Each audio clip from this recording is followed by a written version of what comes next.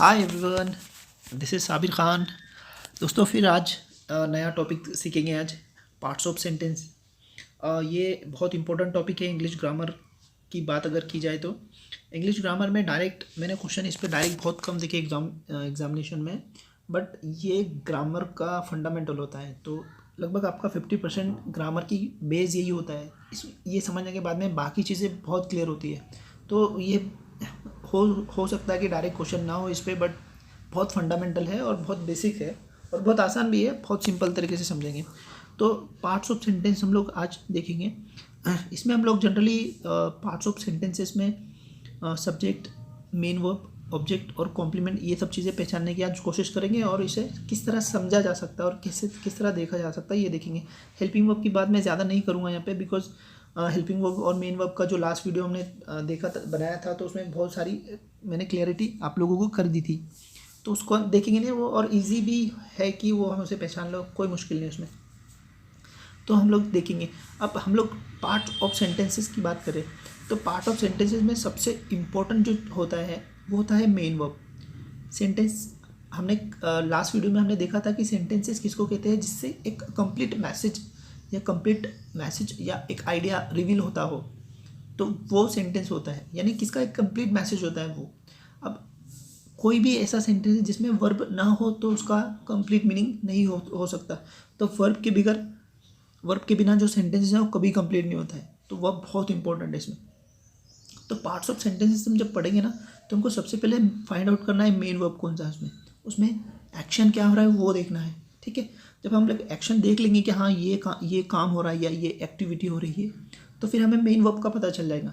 जब main verb का पता आपको चल जाएगा ना तो आप मेन वर्ब से सवाल कीजिएगा कि वो एक्शन परफॉर्म किसने किया, परफॉर्म करने वाला कौन। जैसे आप ऐसा सवाल करोगे ना तो आपको डायरेक्ट सब्जेक्ट का आंसर मिलेगा।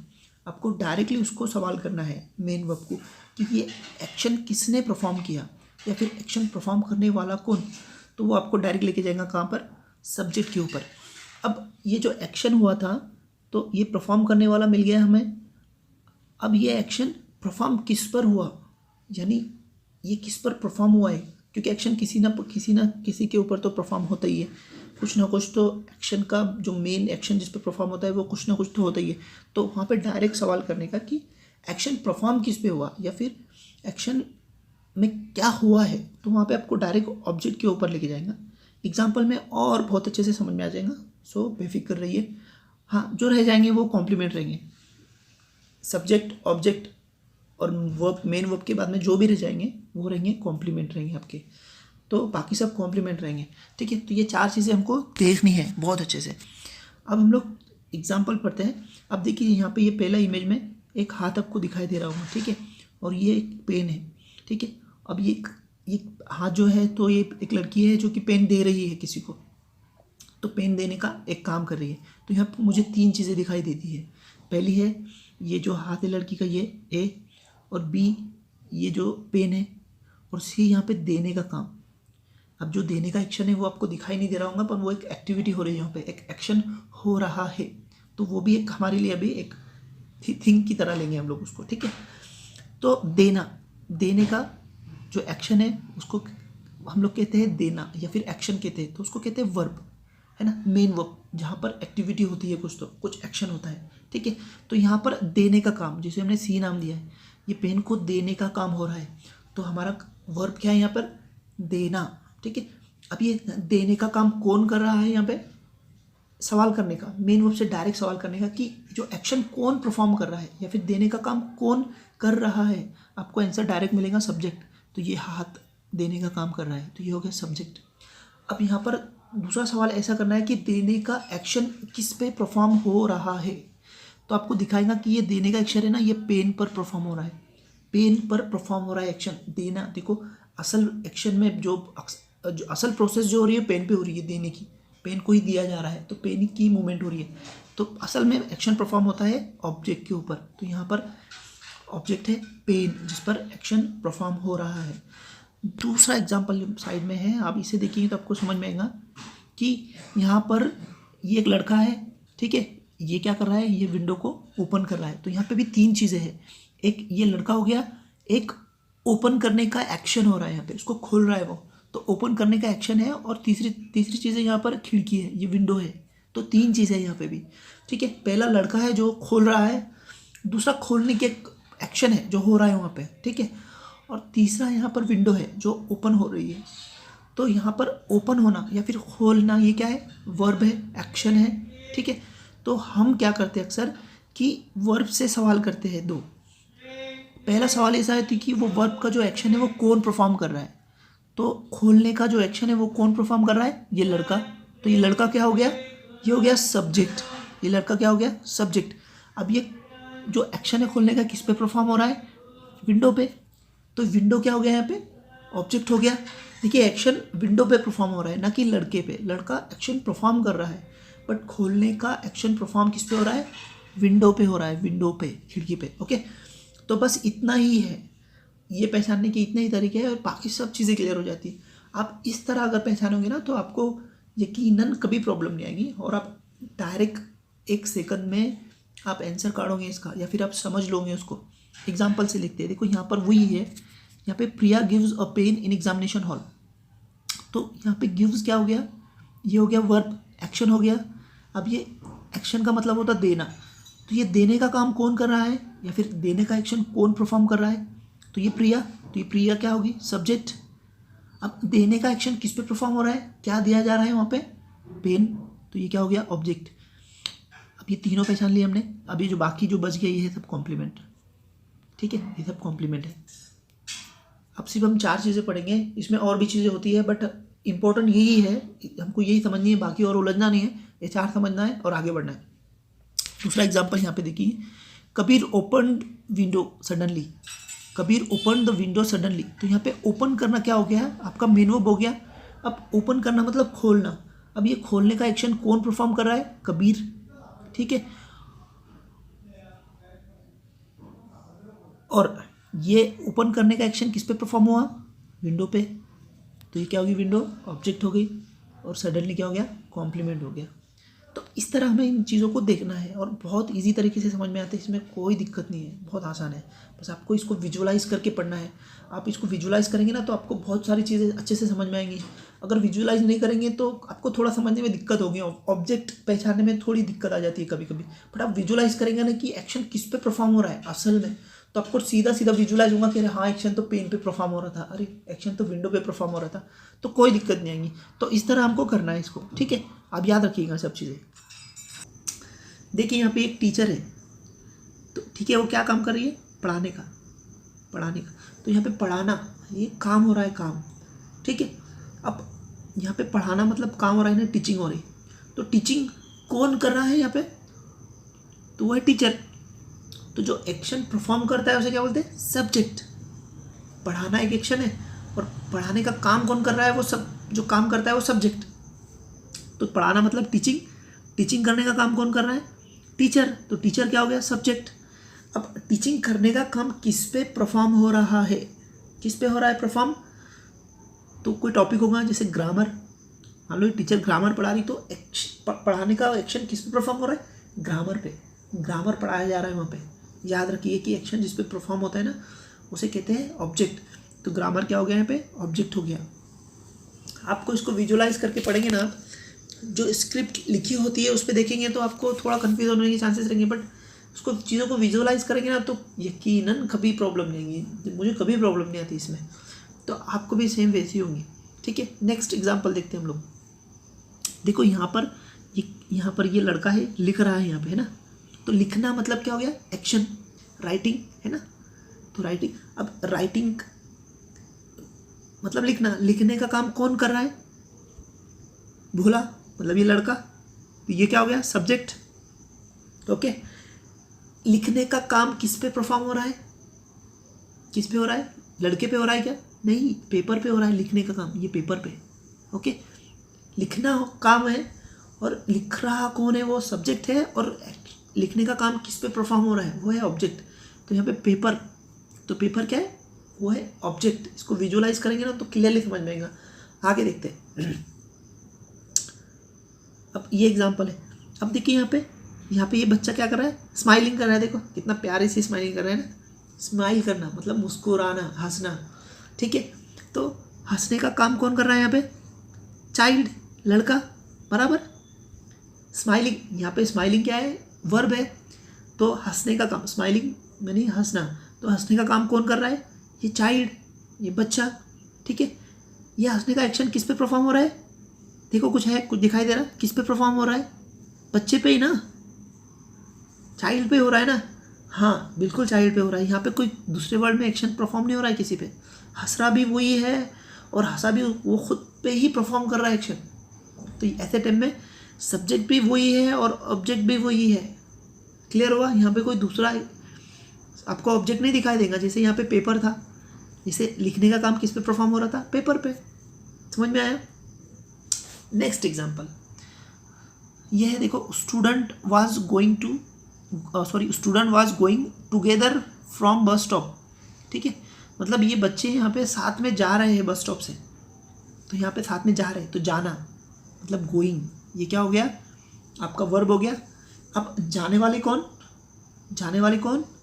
मतलब ये जाने का एक्शन कौन परफॉर्म कर रहा है? बच्चे ही चल रहे हैं ना। हाँ तो ये बच्चे ही कर रहे हैं काम हो, तो स्टूडेंट्स, ठीक है। अब ये जाने का एक्शन किस पे परफॉर्म हो रहा है? देखिए किस पे परफॉर्म हो रहा है, थोड़ा विजुलाइज कीजिए कि किस पे परफॉर्म हो रहा है। कोई दूसरा है क्या जिस पे परफॉर्म हो रहा है? नहीं, ये बच्चों पे ही परफॉर्म हो रहा है। वो खुद पे ही चलने का एक्शन परफॉर्म कर रहे हैं, वो खुद पे ही कर रहे हैं, खुद ही चल रहे हैं वहाँ पे। तो यहाँ भी क्या है? स्टूडेंट ही सब्जेक्ट है और स्टूडेंट ही ऑब्जेक्ट है, क्योंकि काम भी उन पे ही परफॉर्म हो रहा है ना, वो खुद ही चल रहे हैं ना। तो यहाँ पे भी देखना, ख्याल रखना है चीज़ें कि वो यहाँ पे वो खुद ही क्या है? सब्जेक्ट भी है और ऑब्जेक्ट भी है। नेक्स्ट एग्जाम्पल देखिए हम लोग। अब यहाँ पे सलमान क्या है? बैठा हुआ है कैमरे के सामने, ओके। तो बैठना, बैठा हुआ होना, बैठना या बैठा हुआ होना क्या है? ये वर्ब है, ये एक्शन है, ठीक है। तो ये सिट का V2 मतलब सिंपल पास्ट टेंस क्या है? सेट होता है। सेट यानी बैठा था, तो हम समझेंगे इसको अपनी भाषा में कर लेंगे बैठना, ओके। तो ये बैठने का ये क्या है? काम है, एक एक्शन है ना। तो बैठने वाला कौन? सलमान है ना, बैठा सलमान ही ना, तो वो क्या हो गया? सब्जेक्ट। अब बैठने का एक्शन किस पे परफॉर्म हुआ? कैमरे पे हुआ क्या? नहीं, सलमान पे खुद ही पे हुआ, खुद ही बैठा है ना, खुद पे ही परफॉर्म हुआ। तो ये ऑब्जेक्ट भी खुद ही है वो, मतलब यहाँ पर सब्जेक्ट ही ऑब्जेक्ट है, ठीक है। नेक्स्ट है यहाँ पे देखो, ये क्या है? अरिजीत सिंह गा रहा है यहाँ पे, तो गाना, सिंग है ना, सिंग, सिंगिंग, सिंग, गाना, ये क्या है? एक वर्ब है, ठीक है। गाने का एक्शन कौन परफॉर्म कर रहा है? अरिजीत सिंह। गाने का एक्शन किस पे परफॉर्म हो रहा है? देखिए किस पे परफॉर्म हो रहा है? माइक पे हो रहा है क्या? नहीं। उसके हाथ में पियानो, इस पे हो रहा है क्या? नहीं, खुद पे ही हो रहा है।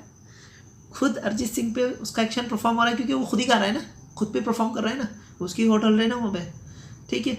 तो खुद पे ही परफॉर्म कर रहा है, तो यहाँ पे वो ऑब्जेक्ट भी वो खुद ही है, ठीक है।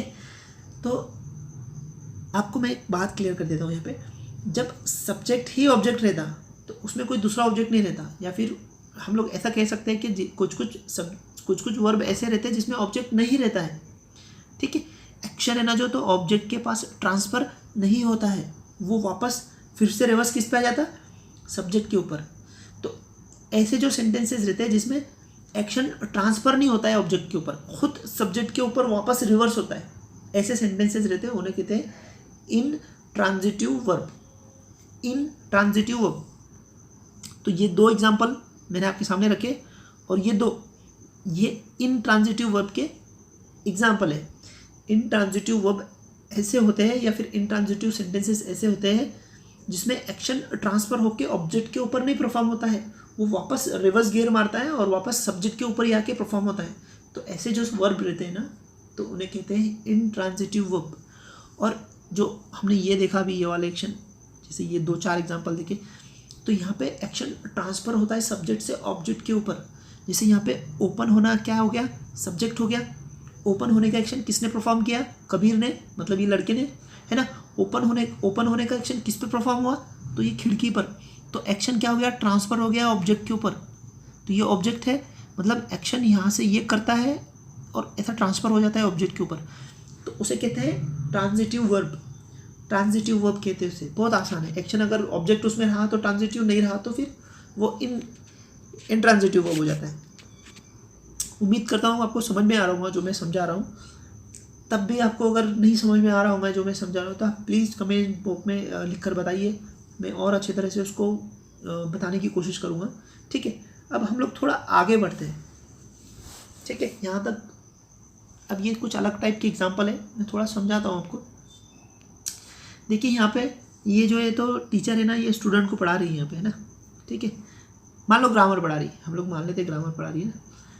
अब यहाँ पर पढ़ाना क्या हो गया, ये पढ़ाना ये क्या हो गया, वर्ब हो गया, है ना, एक्शन हो गया।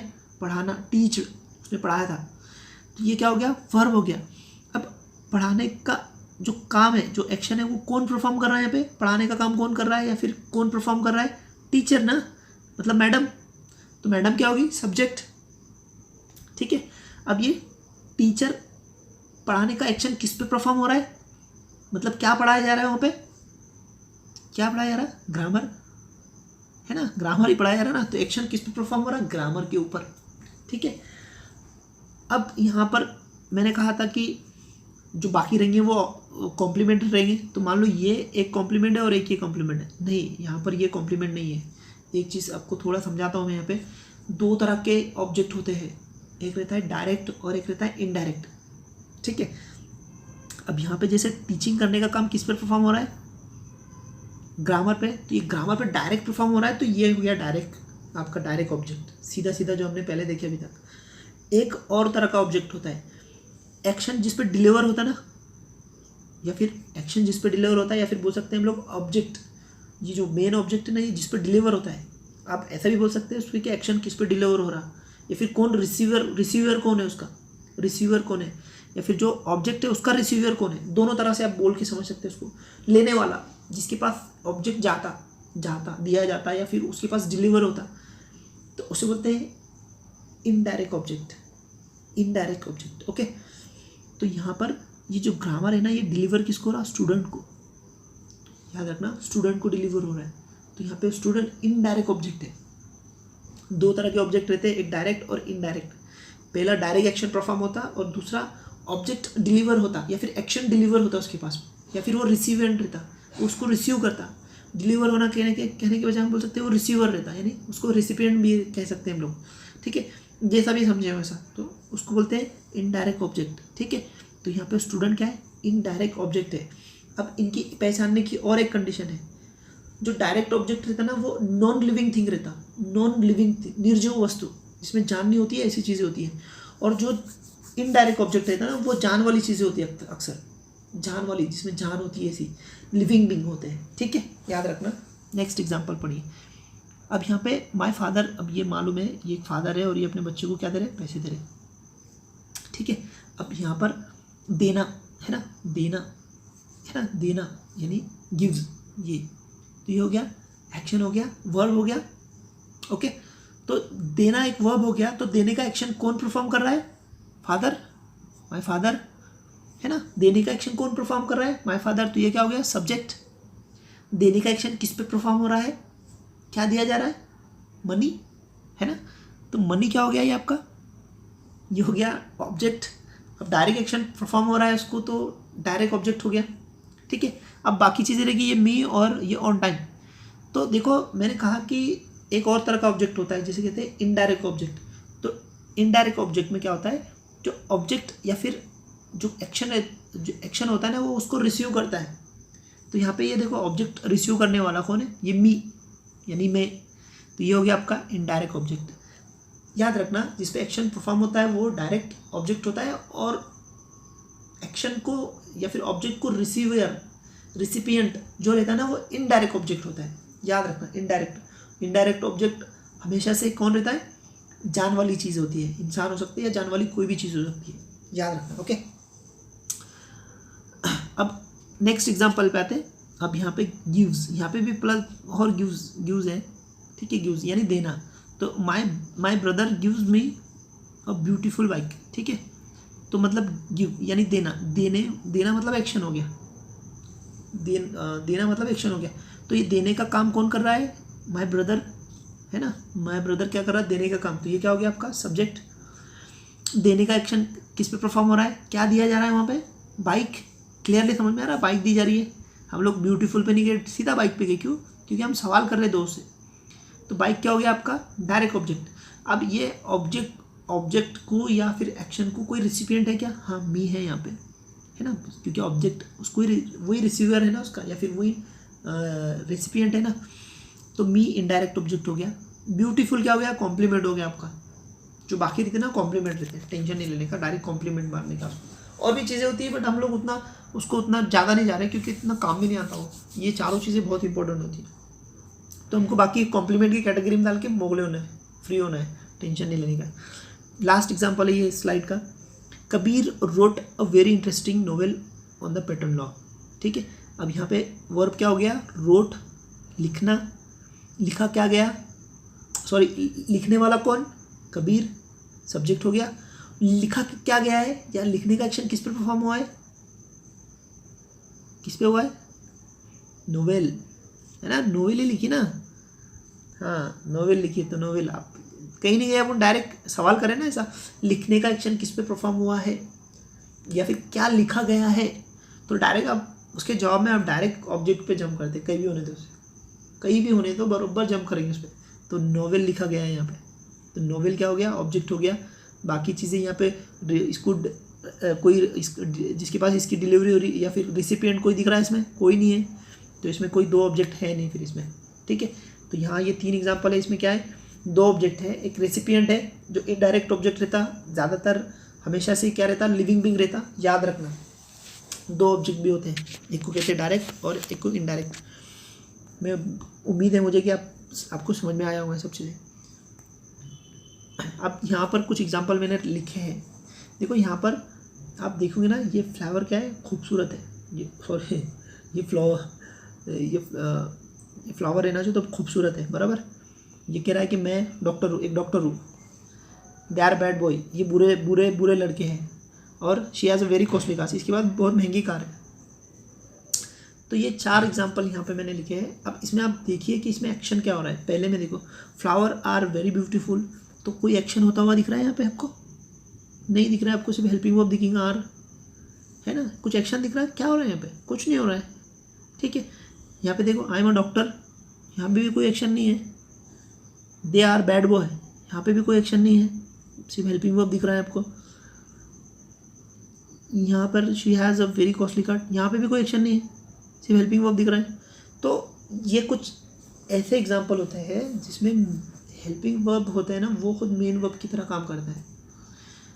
मतलब यहाँ पे कोई मेन वर्ब नहीं होता है, कोई एक्शन दिखाने वाला वर्ड नहीं होता है, वहाँ पे कुछ एक्शन होता ही नहीं। इसमें क्या होता है, सिर्फ हेल्पिंग वर्ब जो मेन वर्ब की तरह काम करता है वो होता है। तो मैंने लास्ट के वीडियो में आपको समझाया था, जितने भी प्राइमरी हेल्पिंग वर्ब है वो क्या करते हैं, कभी कभी मेन वर्ब का काम करते हैं, मेन वर्ब की जगह पे काम करते हैं, बट उस समय वो कोई एक्शन परफॉर्म नहीं करते या फिर कोई एक्शन डिनोट नहीं करते। वो क्या करते, सब्जेक्ट के बारे में जानकारी देते, उसका स्टेट बताते, उसके बारे में एडिशनल जानकारी देते। तो इसमें कोई एक्शन नहीं होता है, इसमें सिर्फ बताई जाती है इस जानकारी या फिर स्टेट बताई जाती है सब्जेक्ट की, ये सभी एग्जाम्पल में। तो ऐसे में ये मेन वर्ब क्या हो गया आपका, वर्ब। ठीक है। अब कौन है, ये फ्लावर, जिसके बारे में जानकारी दी जाती है, वो क्या रहता, सब्जेक्ट रहता, और इसमें ऑब्जेक्ट नहीं रहता। जो भी प्राइमरी हेल्पिंग वर्ब है वो मेन वर्ब का काम जब करेंगे ना, तो उसमें कोई ऑब्जेक्ट नहीं रहता है, सब कॉम्प्लीमेंट होते हैं, सब कॉम्प्लीमेंट। आँखें बंद करके एग्जाम में उसको क्लिक करके आने का, राउंड करके आने का, कोई टेंशन नहीं लेने का।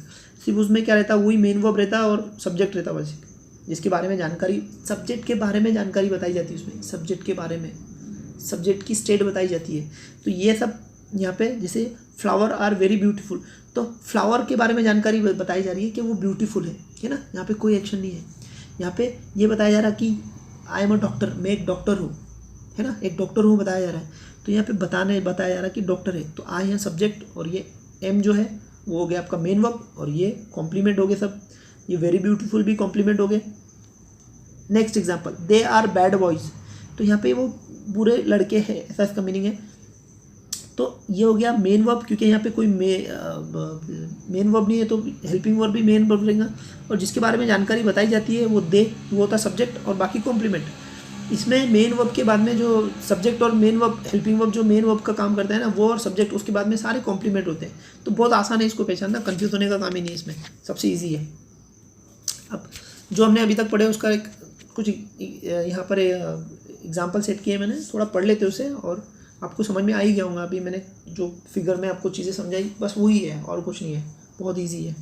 तो यहाँ पे क्या है, instructor address the questions of students question, sorry, instructor address the students question. तो ये एक सेंटेंस है, इसमें वर्ब क्या है, एड्रेस है ना। तो एड्रेस किसने किया, ये हो गया वर्ब, ये हो गया एक्शन। तो एड्रेस किसने किया, एड्रेस करने वाला कौन, या फिर एड्रेस किसने परफॉर्म किया, द इंस्ट्रक्टर ने, बराबर। तो ये क्या हो गया, सब्जेक्ट। अब एड्रेस, जो एड्रेस करने का काम किस पे परफॉर्म हुआ, अब एड्रेस करने का काम किसने किया, द इंस्ट्रक्टर ने, और एड्रेस करने का काम किस पे परफॉर्म हुआ, स्टूडेंट्स क्वेश्चन पर, है ना, क्वेश्चन पर परफॉर्म हुआ है ना, स्टूडेंट के जो क्वेश्चन है उस पर एक्शन परफॉर्म हुआ है ना, उसको ही तो एड्रेस किया है उसने, तो एक्शन इस पर परफॉर्म हुआ है। तो ये हो गया ऑब्जेक्ट और ये हो गया आपका सब्जेक्ट, ये वर्ब हो गया। बिल्कुल पहले वर्ब पे जाने का, उससे 2 सवाल करने के आपको ऑब्जेक्ट और सब्जेक्ट मिल जाएगा। जैसे Mariam borrow the methodology book from her classmate because she forgot her copy. Okay, ये एक एग्जांपल है। तो यहाँ पे ये बारो करना, ये बारो करना, ये क्या हो गया आपका मेन वर्ब हो गया, है ना। बारो करना यानी उधार लेना। तो उधार किसने लिया, उधार लेने का एक्शन किसने परफॉर्म किया, मरियम ने। तो मरियम कौन होगी यहाँ पे, सब्जेक्ट। अब बोरो लेने का एक्शन किस पे परफॉर्म हुआ, उधार लेने का एक्शन किस पे परफॉर्म हुआ, क्या उधार लिया गया, मेथोडोलॉजी की बुक, है ना। ये मेथोडोलॉजी की बुक ली गई ना उधार, तो एक्शन किस पे परफॉर्म हुआ है, बुक पे, क्योंकि वो ली गई उधार, है ना, उधार ली गई ना, तो इस पे परफॉर्म हुआ। तो ये क्या हो गया आपका ऑब्जेक्ट हो गया, ये सब्जेक्ट हो गया। अब ये बाकी चीज़ें ना तो कॉम्प्लीमेंट समझ जाएगा, उसको जय महाराष्ट्र बोल लेगा, ठीक है, बहुत आसान होते हैं। यहाँ पे अब देखिए, Donovan gave the gift to his sister. अब यहाँ पे वर्ब क्या हो गया, क्या हो गया, गेव मतलब देना, मतलब दे चुका था, तो ये देना क्या हो गया, ये वर्ब हो गया। अभी मैं यहाँ पे टेंस से ना तो उतना कंसिडर नहीं कर रहा हूँ कि कौन सा टाइप का टेंस है, या फिर उनको, जैसे यहाँ गेव है पास्ट टेंस है तो मैं गेव नहीं पढ़ रहा हूँ, उसको उसका ट्रांसलेट सिंपल कर ले रहा हूँ, ऐसा कुछ नहीं। मैं यहाँ टेंस पे जोर नहीं दे रहा हूँ। यहाँ पे हमको सिर्फ क्या है, वर्ब क्या है, सब्जेक्ट क्या है, ऑब्जेक्ट क्या है, ये पहचानने हैं, क्लासीफाई करने। इसलिए मैं आपको जब उसे ट्रांसलेट कर रहा हूँ ना तो सिंपल बना दे रहा हूँ। तो आप ये मत सोचिए कि वो हमेशा सिंपल रहते हैं, मैं यहाँ पे टेंस पे जोर नहीं दे रहा हूँ, ठीक है। तो गेव मतलब देना, मतलब दे चुका था, तो ये क्या हो गया, देना क्या हो गया, एक एक्शन हो गया, एक वर्ब हो गया। अब देने का काम किसने किया, या फिर देने का एक्शन किसने परफॉर्म किया, डोनोवन ने, तो ये क्या हो गया, सब्जेक्ट। अब देने का एक्शन किस पे परफॉर्म हुआ, किस पे परफॉर्म हुआ, क्या दिया गया, गिफ्ट, है ना, गिफ्ट दिया गया। तो ये पे यहाँ पे गिफ्ट क्या हो गया, ऑब्जेक्ट, क्योंकि एक्शन उस पर परफॉर्म हुआ है ना, ये सब्जेक्ट, और ये आपका वर्ब, और ये बाकी कॉम्प्लीमेंट। अब ये कुछ ये प्रीपोजिशनल ऑब्जेक्ट भी बोलते हैं इसको, जो प्रीपोजिशन के बाद में आते हैं, ऐसे बहुत सारे ऑब्जेक्ट होते हैं जो प्रीपोजिशनल ऑब्जेक्ट बोलते हैं, बट हमको नहीं जाने का, इसमें इतना पूछना नहीं है, तो हम लोग नहीं जा रहे अभी, और हम लोग अगर ज़रूरत पड़ी तो मैं बाद में लूँगा ये सब चीज़ें। अभी मैं सिर्फ आपको 4 चीज़ें ही क्लेरिफाई कर रहा हूँ यहाँ पे, ठीक है। नेक्स्ट एग्जाम्पल देखेंगे, यहाँ पे committee members will rise money for new projects. अब यहाँ पर वर्ब क्या हुआ, राइज करना, यानी कि जमा करना, है ना, विल राइज। तो यहाँ जमा करना, ये क्या हो गया, एक्शन हो गया, वर्ब हो गया ना, पैसे जमा कर रहे हैं ना, पैसे जमा इकट्ठा करना। तो राइज मतलब क्या हो गया, यहाँ पे जमा करना, मान लेते हैं मतलब। तो ये जमा करने का काम कौन कर रहा है, या फिर जमा करने का एक्शन कौन परफॉर्म कर रहा है, तो ये कमेटी मेंबर है ना, यही कर रहे हैं जमा। तो ये क्या हो गया, सब्जेक्ट हो गया आपका।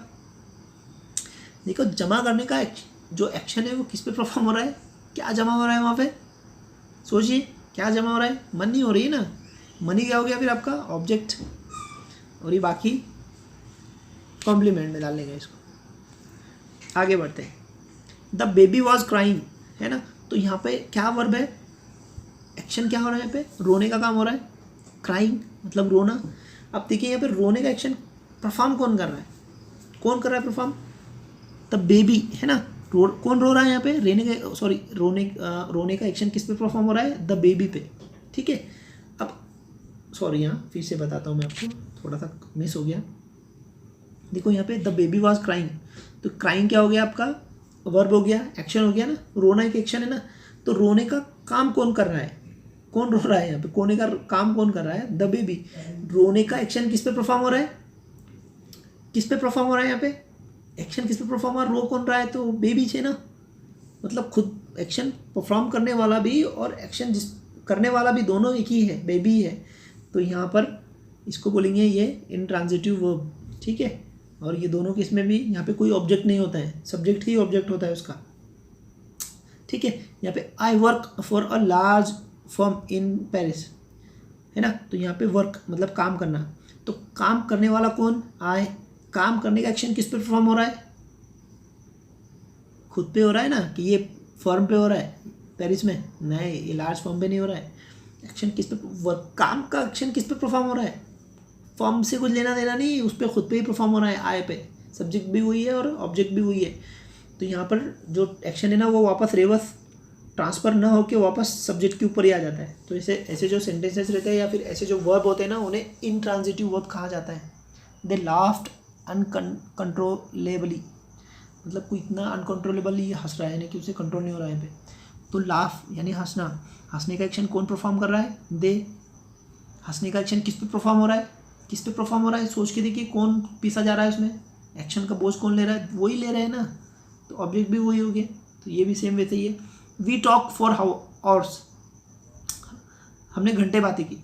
तो यहाँ पे बात करना एक्शन है, बात करने का काम कौन कर रहा है, एक्शन जो परफॉर्म कौन कर रहा है, वी। ठीक है, और बातें करने का एक्शन परफॉर्म किस पे हो रहा है, बात करने वाला कौन है, वो भी वी है और परफॉर्म भी वी पे हो रहा है ना, कोई दूसरा तो है नहीं यहाँ पे।